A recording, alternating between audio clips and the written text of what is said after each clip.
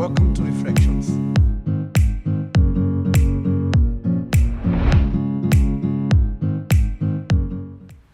Welcome to Reflections.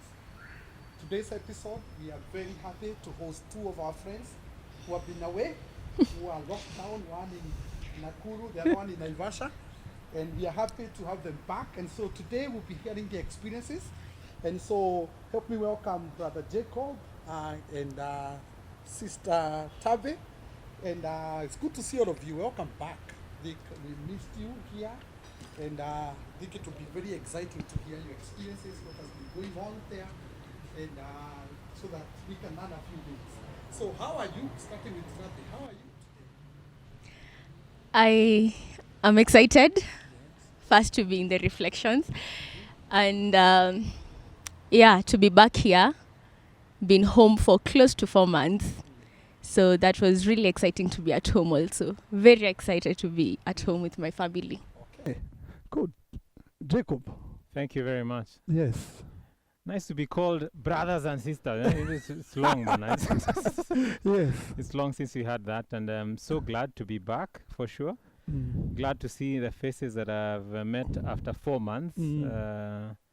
And nice to be in this reflection. I've just been watching it, but it's good to be part of it today. Okay. Yeah. Great.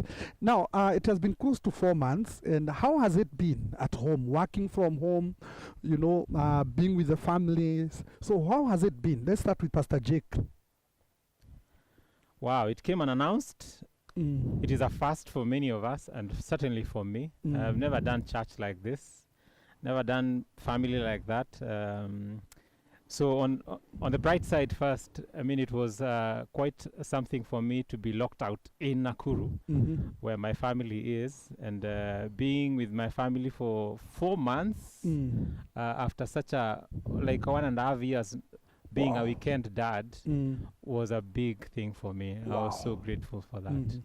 And then just learning to do church differently, beginning to do Zoom. I have made my goofs a lot on Zoom.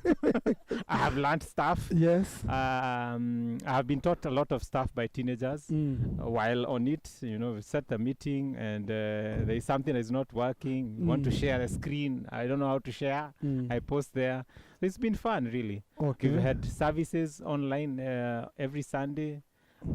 Since April with the teenagers. We've had meetings with safe members and it's been fun, really. Okay. We played games. I mean, we have interacted a lot. Great. It's been a new way of doing things, which I really don't mind. I appreciate. Okay, beautiful. Tabitha, how has it been? I think, as Jacob has said, it's a new norm. And for persons like me who really love one-on-one, we were challenged because we enjoy this conversation now between persons. But now with this, we had to learn how to interact virtually. So going on to Zoom, to WhatsApp, having those meetings there is just a different norm. And I think, as he said, there's a lot to learn. You realize, there's a lot of things I didn't know about my phone that I can use. As Zoom, I can do this, I can do that. And just the fact that it brought so many people together in different parts. Like, for example, in Warididada, there are people who are away, very far. Others are in Nairobi, but we could, be together in some certain space and just interact, which was something good. And working at home is also something different. I think it's unfamiliar in Kenya because Kenya is so much used to, this is work, I leave work at work, then I go home. Home is family, home is there. You leave everything for work. But now there's a lot of mixing family and work together, which is something very new. And also something, I think it's adorable. I think that's very huge because when we talk about career and family, as you have lately observed, we say work should be left at work and home should be home. But now we have been forced to mix both of them. What do you think that will do to the future, even after post-corona, in that regard? What will happen, in your opinion? I think a lot of people will choose to stay at home. Basically, being at home, the good thing is that it does not keep you away from your family. The fact that my space was working with St. Andrews. St. Andrews is in Nairobi and I'm in Naivasha. There's not traveling. So then I'm closer to my family, but at the same time, I can perfect my skills in working with a church, which is very far away from me. And I think for those, let's say, those who choose to be stay-at-home mom can now have a huge or a big platform in a way that they can be with their families and still work and perfect those things. So I think it's bringing a new normal, as you are saying. It's just something huge. Pastor Jake, what did you miss most about this praise when you're away? Kinanyangi's jokes. Just a fun, and I think we really take for granted sometimes the moments that we share. Yes. In fellowship and out of fellowship. Yes. Seeing each other every day. And inspiration come on the spur of the moment. And I think, I mean, certainly my colleagues, the two of you, Yes. spending every day with you is something that I've missed. Okay. And I'm glad to be back. Tabitha, what have you missed most? Yeah, certainly those jokes. Mandazi, Aki for real.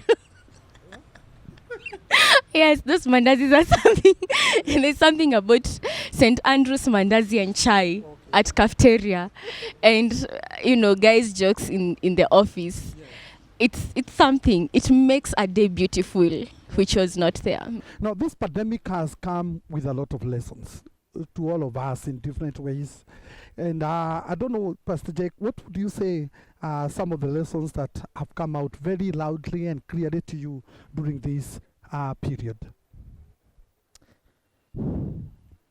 I think the biggest is celebrate the moment that you are in, because you don't know what is coming. And don't think now and maximize on now, because tomorrow will come and something that you had not anticipated, something that you had not planned, or something that you planned and it just goes sambaratikad, in just like that. Yes. And appreciate the people that you are with all the time, and especially family. Yes. I think for me, having spent that time with family has taught me a lot. I realized how disengaged I was. I realized how probably antisocial I had become. Yes. Probably by having stayed alone for a long time. Increase contact. Yes. With the people that you really care. Yes. With the people that you really value. And that's family. For me, that has come out very clearly. Just in the nitty-gritties. Life is in the nitty-gritties, in the small things that sometimes we really take for granted. Wow. That add up to something huge. And then, just that moment, because that's when we know that this is where we know. And then invest in people. I think from the church angle, I think the biggest thing that I've learned is let people really follow Christ. Teach people to know Christ for who he is in their lives, and let them have a personal initiative to grow. I have seen young people step forward and offer leadership, offer sermons. I mean, at Fishers, for a whole month now, we've had Fishers themselves preaching, and it's just been wonderful just seeing that happening. And for me, that's very exciting. Yep. And I think it encourages me to challenge them more, to have a personal relationship with Christ. Correct. So that at least, even when no one is there, they're able to move on. Wow, oh, good. Tabby, what are your lessons? Yes. I think COVID has brought what we know to our tests. I think church begins at home. Church is family, and family is church. The reason why I'm saying that is because for a long time, I don't think there's anything that has made churches to be closed. Anything else probably can be closed apart from churches. And in most cases, even when there are, issues with the country, people ran to church. But now things were overturned. And having to know how to do church with your family, I think that was something that really came up, where we had to read the Bible as a family. We had to help each other understand, knowing that church can move from the building and goes to, and I think that's what Christ intended, the church to begin at home. And being the smallest unit that God created in terms of looking at Adam and Eve before even churches came to be, it just shows how God really cares for family. And there's a lot to be learned in a family setup, because that's where even family values are built. That's where people bond, get near to each other, get closer to one another, even as they know God together. I think we are so much used to doing church with big numbers that we forget the beauty of learning more about Christ in small number, and especially in a setup where you are related, blood relations. That's what I'm speaking about, because that then brings a different aspect to look at the Bible. So that one was something for me. And also getting to know people in a different way, getting to know people and connect with people in a different platform apart from the one that you're normally used to. So those and so many other things I can say, it's something that has brought up COVID-19. Listening to both of you, I think what has come out prominently is the home aspect. Home. I think is one of the religious who has done a very beautiful song that if you need love, go home. And I think in that light, there's something interesting that happened in this country. They gave us very interesting statistics about teenage pregnancies. And one of the most interesting thing about that is that students are safer in schools than home. That is the impression that we got. And now, what do you have to say that as a parent, as a person who works with young people, what do you think is the problem? Because we thought homes are supposed to be a safe haven for teenage girls, for young people, but now it seems that's where our hair is breaking loose. It is a sad thing for sure. Yes. But it's a reality, sadly, that has come to light. Perhaps when it was happening in the past, we were all busy with other things and we didn't know that these things keep happening. Because these statistics, as it were, they have been getting out, but maybe they have not been receiving the publicity that this one really received. Yes. And it's true. I think somebody said that if you want to keep girls safe, just keep them in school. Sadly now, it has come when people are at home, and the cry that we see really brings out the fact that families need to do more.